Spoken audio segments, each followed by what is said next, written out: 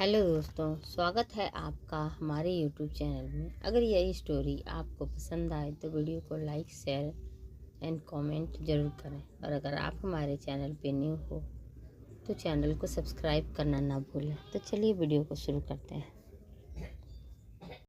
और जिन लोगों ने कमेंट और लाइक किया उनके लिए थैंक यू। तो चलिए वीडियो को शुरू करते हैं। उसकी गलत फहमी थी। असल में तो मन्नत की कोई फ़ोटो कभी थी ही नहीं। मल्होत्रा फैमिली उसे अपने परिवार का हिस्सा मानती ही नहीं थी। परिवार क्या, वो तो उसे इंसान भी नहीं मानती थी। अगली सुबह अभय को एक ज़रूरी कॉल आया, जिसके बाद वो बिना कुछ कहे चला गया। मन्नत ने कई दफ़ा उसे आवाज़ दी। आज पहली बार था जब अभय ने उसे इस तरह से इग्नोर किया था। Ma'am, breakfast. अभय के जाते ही एक मेड रूम में आई। मन्नत नाराज़गी से बोली, अब मुझे नहीं खाना। उसने सिर्फ उतना ही खाया जितना अभय ने उसे खिलाया था। फिर वो बीच में ही चला गया। मन्नत को बहुत बुरा लग रहा था। एबी कहाँ गए, उसने मेड से पूछा, जो सब कुछ समेट रही थी। मेड कम एज की थी। मन्नत की बात सुनकर वो थोड़ी एक्साइटेड हो गई, लेकिन फिर भी खुद को काबू करते हुए बोली, मैम आप गुस्सा ना हो जाएंगी।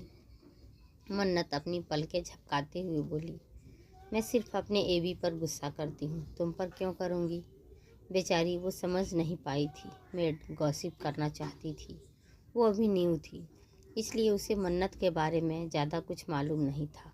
उसे डर रहा था कहीं ज़्यादा कुछ बोलने से मन्नत उसे नौकरी से ना निकाल दे, जो अक्सर बड़े लोग करते थे। मेड ने इधर उधर देखा, फिर धीरे से मन्नत के ऊपर झुकते हुए बोली, मैम आपने न्यूज़ नहीं देखी? ओल्ड मिस्टर आर्यन को जान से मारने की कोशिश की गई है। और पता है ये किसने किया? प्रेसिडेंट की मॉम ने। आई मीन उनकी रियल मॉम। प्रेसिडेंट शायद वहीं गए हैं और मुझे लगता है कि प्रेसिडेंट अब उन्हें नहीं छोड़ेंगे। मैंने न्यूज़ में एक बार पढ़ा था, वो अपने दादाजी से बहुत क्लोज थे। मन्नत को कुछ समझ नहीं आ रहा था। वो कंफ्यूज होकर उसे देख रही थी। कौन ओल्ड मिस्टर आर्यन? वो जानती सबको थी, लेकिन पहचानती अपने खुद के नामों से थी। असल में वो अपने साथ हुए उस हादसे के बाद ओल्ड मिस्टर आर्यन को मूंछों वाला मॉन्स्टर, दिया आर्यन को छोटे बाल वाली चुड़ैल और श्रुति को गंदी लड़की कहकर बुलाती थी। एक्साइटली गॉसिप करते हुए मेड ने मन्नत के एक्सप्रेशन नोट किए। उसे लगा वो यकीन नहीं कर रही। उसे यकीन दिलाने के लिए उसने जल्दी से अपना फ़ोन निकालकर उसके आगे करते हुए कहा, मैम मैं झूठ नहीं बोल रही, आप खुद देख लीजिए। Mister Aryan, I mean president के सेकंड मॉम ने मीडिया से सब बताया। बेचारी कितना रो रही थी। मन्नत ने जैसे ही स्क्रीन पर दिया आर्यन को देखा, उसकी आंखें बड़ी बड़ी हो गई। साइड में ही एक छोटी सी क्लिप चल रही थी, जिसमें पुलिस मैत्री ओबरॉय को ले जा रही थी। उन्हें देखकर मन्नत ने फिक्र से पूछा, ये बुरी आंटी को ऐसे क्यों ले जा रहे हैं? मेड ने बुरी आंटी को अलग तरीके से समझा। सच में बहुत बुरी है ये। अपने ही ससुर को मारने की कोशिश की। तभी शायद प्रेसिडेंट को अपनी रियल मॉम से कोई मतलब नहीं है। कुछ देर में मेड चली गई, मन्नत को कन्फ्यूजन छोड़कर। उसे थोड़ा थोड़ा समझ आ रहा था। क्या एबी बुरी आंटी के पास गए हैं? बुरी आंटी ने कहा था वो एबी की मॉम है, मतलब उनकी फैमिली। अच्छा, मतलब एबी इन्हें सबसे प्रोटेक्ट करने गए हैं, जैसे उन्होंने मुझे किया था। वो अपने गाल पर हाथ रखते हुए मुस्कुराकर बोली, मेरी एबी कितने अच्छे हैं। अब उसे अभय पर गुस्सा नहीं, बल्कि अब वो उसे बहुत ज़्यादा अच्छा लग रहा था। सिस, आप अकेले अकेले क्या सोचकर हंस रही हैं? मन्नत ने डोर पर देखा तो रूहान था, जिसे एक मेड ने सहारा दिया हुआ था। मेड उसे बेड पर बैठाकर चली गई। रूहान, तुम्हें पता है ये भी बहुत अच्छे हैं, वो सबको प्रोटेक्ट करते हैं, जैसे उस दिन जो हमने मूवी में सुपर हीरो देखा था ना, बिल्कुल वैसे ही।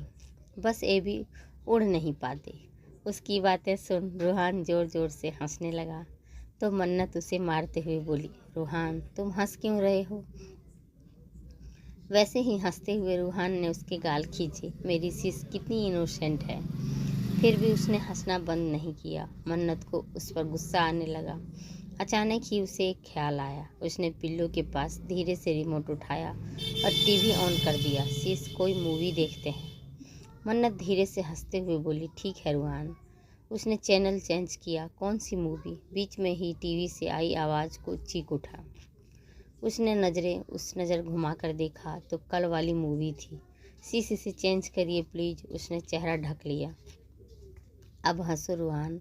मन्नत उस पर हंसने लगी। शीश प्लीज़ बोलकर रूहान उससे रिमोट छीनने लगा। मन्नत ने भी फुर्ती से रिमोट को दूर फ्लोर पर फेंक दिया।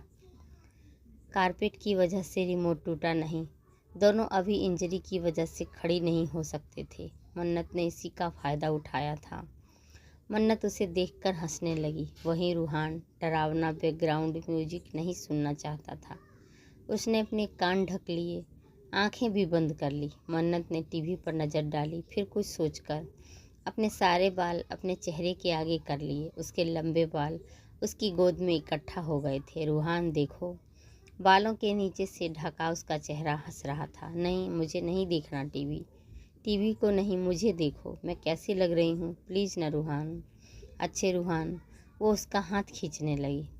रूहान ने जैसे ही आँख खोली, उसकी नज़र मन्नत पर गई। बालों से ढका उसका चेहरा वो चुड़ैल से कम नहीं लग रही थी। वो और जोर से चीख पड़ा। मन्नत अपने दोनों हाथों की सहारे उंगलियां मोड़कर उसे दिखाते हुए बोली, रूहान, अब तुम्हें खा जाऊंगी। शीश, अब कितनी बुरी हो। रूहान उसके हाथों को दूर करने लगा। बुद्धू रूहान, मैं बुरी नहीं हूँ। मैं तो घोस्ट हूँ। ही और अब मैं तुम्हें खाने वाली हूँ। वो ज़ोर ज़ोर से हंस रही थी। रूहान ने उसे हल्का धक्का दिया तो मन्नत उस पर गुस्सा करते हुए बोली, रूहान, मुझे लग गई। बोलकर उसने बदले में उसके बालों को खींचा। शीश, आप सच में इस वक्त घोस्ट लग रही हो। वो अपने बालों को छुड़ाने लगा। उनके बीच बस हाथापाई हो जाती, मगर मेड्स उन्हें ना रोकती। तो रूहान को यहाँ से ले जाओ, मैं इससे अब से बात नहीं करूँगी।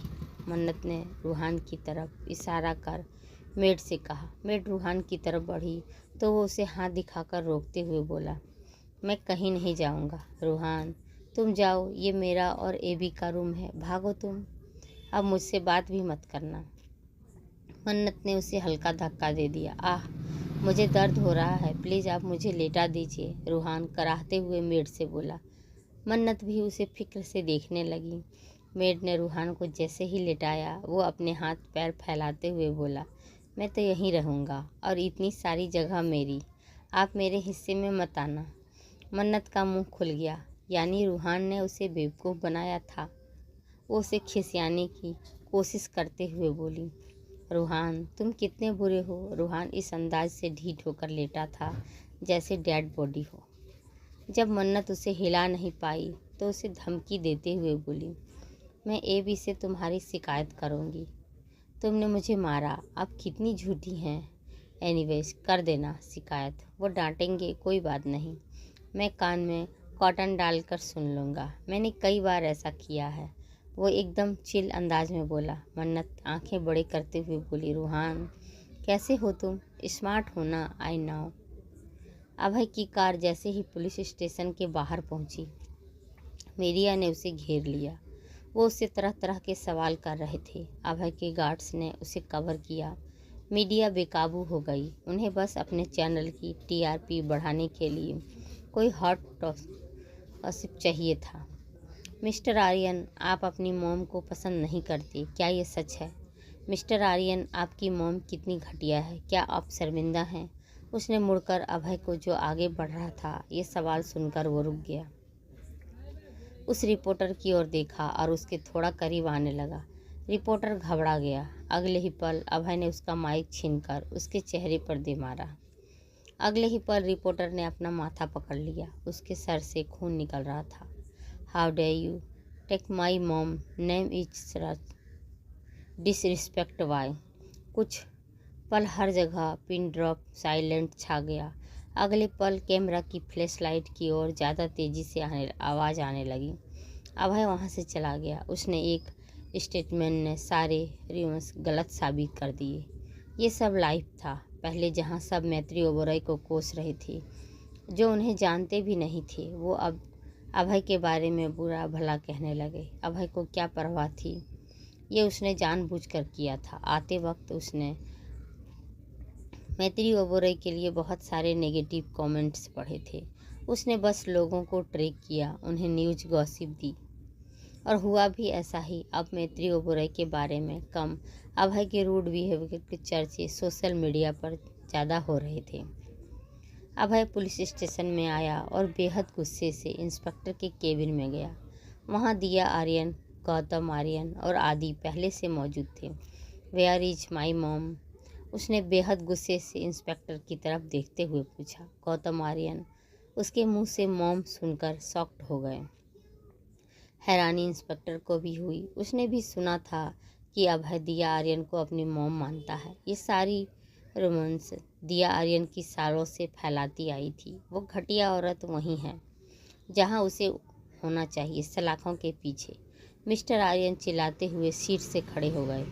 अभय को तो गुस्सा तो बहुत आया, लेकिन अभी उसकी प्रायोरिटी कुछ और ही थी। माहौल गर्म होता देख इंस्पेक्टर बीच में इंटरप्ट करते हुए बोला, काम डाउन मिस्टर अभय।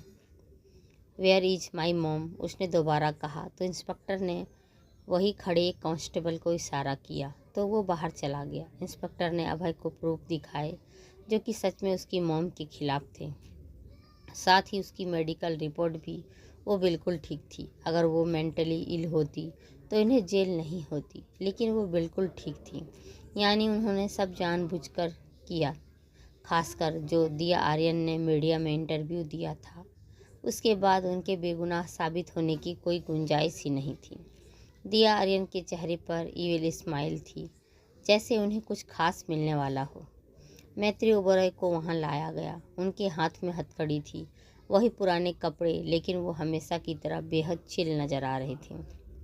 अंदर आते ही वो एक्साइटेड होते हुए बोली, मैंने सुना मेरे बेटे ने मुझे मॉम कहा। हाय, मेरे तो कान ही तरस गए थे। उन्हें देखते ही गौतम आर्यन उन्हें मारने के लिए आगे बढ़े, लेकिन बीच में ही अभय मैत्री ओबेरॉय के आगे आ गया। वो उनका हाथ बीच में ही रोकते हुए बोला, don't you dare to touch my mom. ये बात उसने बहुत नफरत भरे लहजे में कही थी। उसे सबसे सख्त नफरत इसी आदमी से थी। ओह, मतलब तुम दोनों मिले हुए थे? इस औरत का तो समझ आता है, लेकिन तुम्हें डैड ने कितना प्यार दिया। अपना सब कुछ वो तुम्हें देना चाहते थे क्योंकि तुम उनके लीगल वारिस थे, या शायद नहीं। अभय की मुट्ठियां कस गई, लेकिन मैत्री ओबेरॉय ने उसका हाथ पकड़ लिया। वो नहीं चाहता था कि अभय इस आदमी से जितना गिरे। अभय धीरे से हंसा। Who is saying? जिसका खुद का कैरेक्टर इतना लूज हो, वो मेरी मॉम के कैरेक्टर पर सवाल उठा रहा है। कितना अच्छा होता कि तुम्हारी बात सच होती, मैं उनका लीगल ग्रैंडसन होता। मैत्री ओबेरॉय ने उसके कांपते हाथ महसूस किए। वो जानती थी उसने कभी लगा नहीं, लेकिन उसे बचपन से ही बहुत दुख होता था। उसके डैड उससे प्यार क्यों नहीं करते थे? आखिर वो भी उनका बेटा था। गौतम ओबेरॉय ने उसकी तकलीफ महसूस नहीं की। उन्होंने बोलना जारी रखा।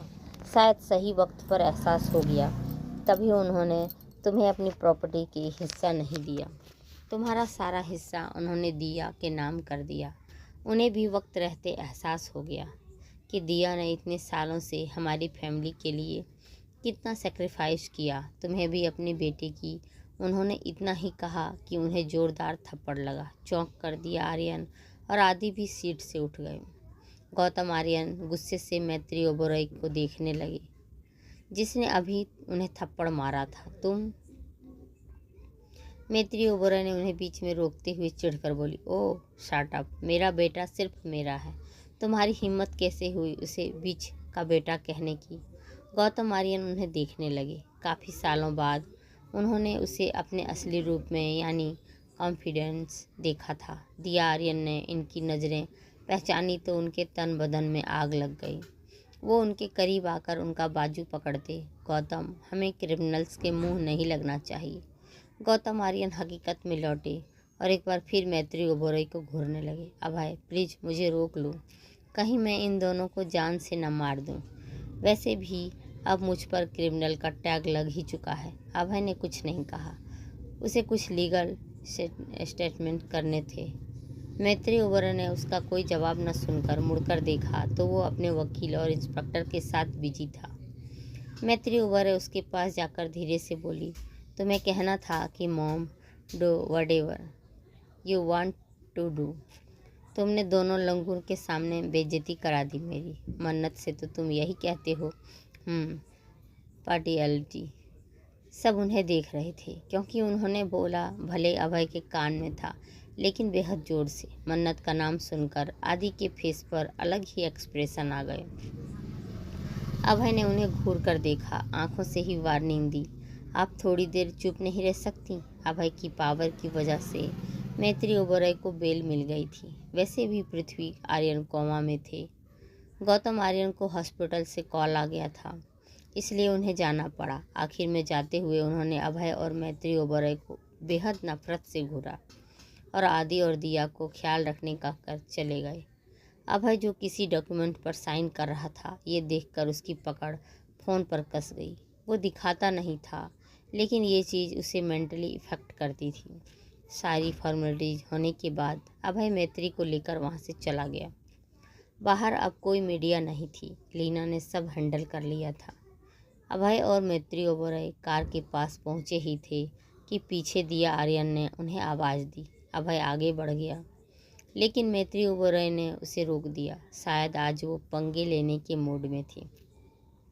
खुश भी, आज उनका बेटा सामने से उसका साथ दे रहा था, उनके साथ खड़ा था। वो अभय का हाथ पकड़े पीछे पलटी।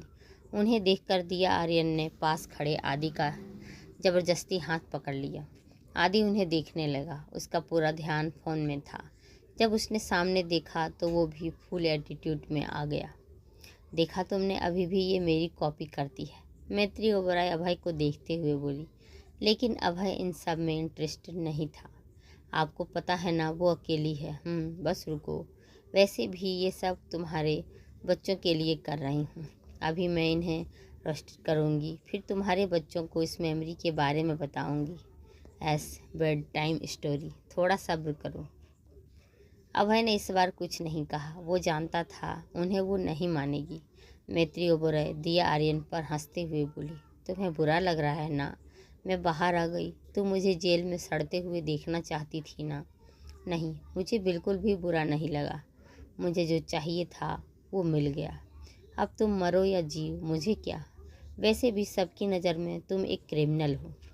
दिया आर्यन ने अपने पर्स से एक फ़ाइल निकाली और उसे ब्लंट करने लगी। मैत्री ओबरॉय ने उसके हाथ से फाइल छीन ली। ओह वाह, कॉन्ग्रेचुलेसन, तुम्हें जो चाहिए था मिल गया। दिया आर्यन का चेहरा अजीब हो गया। इसे देखकर अभय और मैत्री को ओबरॉय को गुस्सा नहीं होना चाहिए था। पूरे एम्पायर की मालकिन अब दिया आर्यन थी और उन दोनों के पास कुछ नहीं था। अभय की प्रेसिडेंट की पोजीशन भी अब उनके बेटों की थी। अभय ने एक नज़र उस फाइल को देखा, फिर मैत्री ओबरॉय के हाथ से छीनकर उसे ज़मीन पर फेंककर अपने जूते से मसलते हुए बोला, आखिरकार इतने सालों तक हाथ फैलाने के बाद तुम्हें भीख मिल गई। बी केयरफुल, अगर मैं भीख दे सकता हूँ तो छीन भी सकता हूँ ना। न मिलने पर इतनी तकलीफ़ नहीं होती कितनी मिलकर छिन जाने से होती है। अभय की बात सुन दोनों माँ बेटे के तन बदन में आग लग गई। मैत्री ओबरॉय अभय के हाथ को हक करते हुए बोली, मेरा बेटा, आखिर मेरी परवरिश रंग लाई। तुम कितने अच्छे इंसान हो जो इन गरीबों को चैरिटी करते हो। अभय उनकी हरकत से इरिटेट हो गया। उनका हाथ पकड़कर उन्हें ले जाने लगा। जाहिर था उन्हें इन यूजलेस लोगों से मुंह नहीं लगना था और उसे अपनी लिटिल रोज के पास भी जल्दी पहुंचना था। अभय को लग रहा था ज़रूर वो उससे नाराज़ होगी। उसके जाते ही मैत्री ओबरॉय पीछे मुड़कर बोली, भिखारन, मुट्ठी बंद कर लो, कहीं दी हुई भीख छीन ना जाए। उसकी इंसल्टिंग वर्ड सुनकर दिया आर्यन की गुस्से से मुट्ठियाँ कस गईं। मैत्री ओबरॉय ने देखा और हंसते हुए बोली, अरे भिखारन तो बड़ी ऑब्डेंट है। वो तब तक बोलती रही जब तक अभय उन्हें कार में बैठाकर वहाँ से ले नहीं गया। पीछे दिया आर्यन और आदि बेइज्जती सा मुंह लेकर खड़े थे। दिया आर्यन को आज से हद से ज़्यादा गुस्सा आ रहा था। सालों पहले मैत्री ओबरॉय उनकी इंसल्ट करती थी, उसके बाद अभय उन्हें मिस्टेक कहकर इंसल्ट करता था। आज तो दोनों ने मिलकर उनकी बेइज्जती की। वो बदले में कुछ कह भी नहीं पाई, जबकि आज तो उनके पास पावर भी थी। लेकिन क्या फ़ायदा। कार में अभय शांति से कार ड्राइव कर रहा था, जबकि उसके बगल में पैसेंजर सीट पर बैठी मैत्री ओबेरॉय बेहद खुश थी। खिड़की से बाहर देखते हुए आज वो बेहद आज़ाद महसूस कर रही थी। उन्होंने सर घुमाकर अभय को देखते हुए कहा, ये सब प्री प्लान था। अभय सामने देखकर कार ड्राइव करते हुए बोला, नहीं, आपकी स्टूपिडिटी का रिजल्ट है। ये सुन मैत्री ओबेरॉय भड़कते हुए बोली, स्टूपिडिटी? मुझे क्या पता था ये सब ट्रैप था। जो भी हो, तुम यही करने वाले थे। थोड़ा बाद में करते, मेरी स्टूपिडिटी की वजह से पहले हो गया थोड़ा। वैसे तुम्हें क्या लगता है आखिर में वो उस गौतम का यूज करेगी, उसे प्यार? अभय की टेढ़ी मुस्कान देख उन्होंने सच्चाई का एहसास हुआ। वो बीच किसी से प्यार कर ही नहीं सकती। अभय का फ़ोन बजा। मैत्री ओबेरॉय ने डैशबोर्ड से उसका फ़ोन उठाया। अभय उन्हें घूरने लगा। मैत्री ओबेरॉय अपने कंधे उचकाते हुए बोली, ऐसे क्यों देख रहे हो? I am your mom by the way. उसका नहीं, लीना का कॉल है। उन्होंने कॉल पिक किया तो उधर से लीना थोड़ी एक्साइटेड आवाज़ में आई, प्रेसिडेंट, क्या ऑफिशियली अनाउंस कर दूं कि इन्वेस्टमेंट ग्रुप का आयरन कॉरपोरेशन पर सेपरेट कंपनीज है? मैत्री ओबेरॉय एक्साइटली अभय को देखने लगी। अभय ने सादा सा जवाब दिया, अभी नहीं। लेकिन क्यों? उस बीच की शक्ल देखनी है मुझे। जब उसे पता चलेगा जिस कंपनी के लिए वो इतना गिर गई, वो असल किसी काम की ही नहीं है। उधर से लीना ने मैत्री ओबेरॉय की आवाज़ सुनी तो उसने उन्हें ग्रीट किया और उनका सपोर्ट किया। Miss Leena, do as I said. Yes president. Leena ने जल्दी से कॉल कट कर दिया। मैत्री ओबेरॉय खासी नाराज़ थी। वो अभय को इमोशनल ब्लैकमेल करते हुए बोली, तुम्हें पता है वो दिया मेरे पास आकर मुझे टॉन्ट कसती थी कि मेरा बेटा कितना बेवकूफ़ है, अपनी सारी मेहनत उस कंपनी पर लगा रहा है जो ऑफिशियली उसकी है भी नहीं। ये भी कि तुमसे कंपनी छीनने के बाद तुम्हारी मेहनत ऐश करेगी। उन्होंने टेढ़ी नज़रों से अभय को देखा, जो उनकी बातों में कोई खास इंटरेस्ट नहीं दिखा रहा था। उन्होंने आगे उदासी से कहा, मेरा मन करता था मैं उसे जवाब दूं कि मेरे बेटे के पास खुद की अपनी कंपनी है जिस पर सिर्फ उसका हक है, उसकी मेहनत है, कोई रियायत में भीख नहीं। जिस कंपनी के लिए वो इतना गिरी वो ही उसकी बर्बादी की वजह बनेगी। मुझे उसकी वो हार वाली शक्ल कब नसीब होगी? उन्होंने देखा अभय के ऊपर अब भी उनकी बात का कोई असर नहीं हुआ। वो चिढ़ गई, कितने बेकार है मेरा बेटा। पूरे रास्ते वो मुंह फुलाकर बैठी थी, ना जाने क्या क्या सोच रही थी। उन्हें अब गुस्सा आ रहा था। अब कब ऑफिशियली अभय ये अनाउंस करेगा कि अब इन्वेस्टमेंट ग्रुप को आर्यन कॉरपोरेशन आपस में मैरिड नहीं है। उसके ऐसा करते ही आर्यन कॉरपोरेशन किसी रेत की तरह बिखरता चला जाएगा। इतने सालों में अभय ने उन्हें इतना खोखला जो कर दिया था, वो अपने सारे इनलीगल काम अपनी कंपनी से नहीं, आर्यन कॉरपोरेशन की आड़ में जो करता था। उसने जानबूझकर बैंक से काफ़ी लोन लिया था। वक्त के साथ उसका इंटरेस्ट भी बढ़ता गया। वक्त भी पूरा होने वाला है। बैंक एक्शन लेगा तो अभय पर नहीं, उसके अभी के मालिक पर। जिस चीज़ से उन्हें प्यास थी उसी के जरिया बनाकर अभय ने उन्हें मात दी थी। लेकिन वो वक्त क्यों ले रहा था? ये बात मैत्री ओबेरॉय को जरा भी पसंद नहीं आई थी। अचानक उन्हें ख्याल आया।